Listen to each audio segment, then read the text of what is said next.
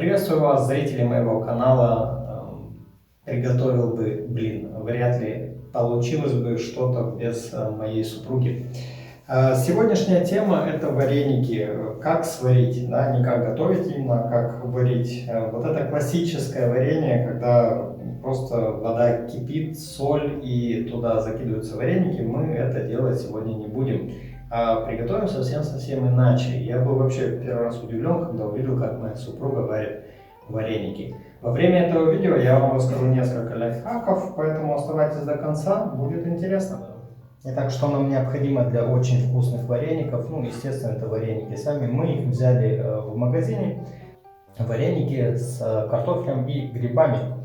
Потом нам нужно будет гемюзе-брюе, то есть это овощной бульон, 2 луковицы, да, которые, естественно, нужно будет почистить, 2 лавровых листа, растительное масло. Ну и, естественно, там, где мы будем варить. То есть на 1 килограмм вареников я взял примерно 1,6 литров воды. Итак, я поставил воду кипятиться, как я уже сказал, 1,5 литра воды.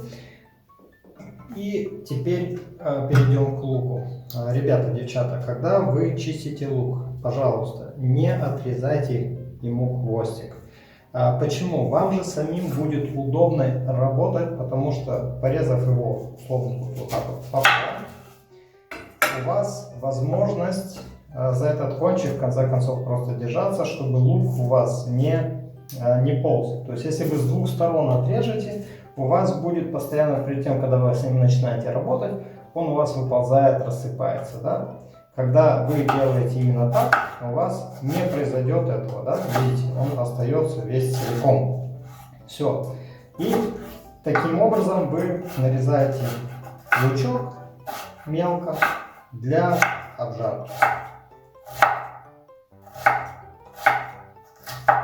И в конце концов вот этот кончик, он просто потом выкидывается и все. Это вот один из таких лайфхаков. Луку можно делать больше, по вкусу, сколько, ну, чем больше лука жареного, тем, думаю, лучше. Это будет потом дополнительно уже к вареникам. Как слышно, вода закипает. Теперь мы берем овощной бульон и берем 1 столовую ложечку и добавляем ее в кипящую воду.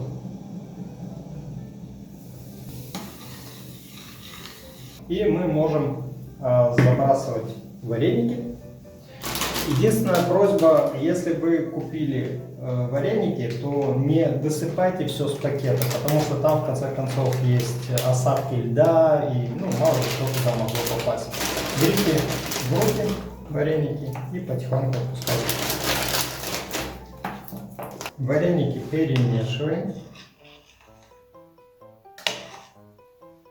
Температуру я немножко добавлю, чтобы вода начала закипать.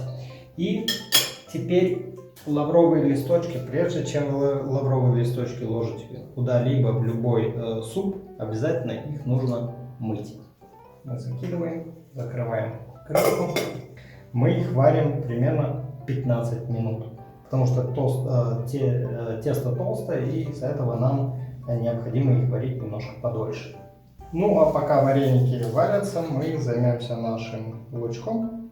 Наливаем масло, берем лучок, высыпаем его в разогретую сковородочку. Лук жарим на сильном огне, насколько позволяет сковородка. У меня это температура 6, больше не идет.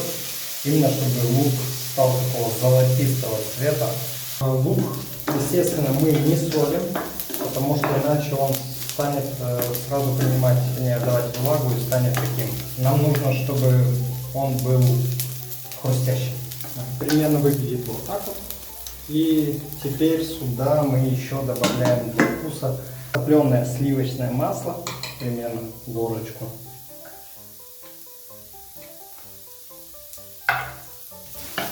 И все это перемешиваем.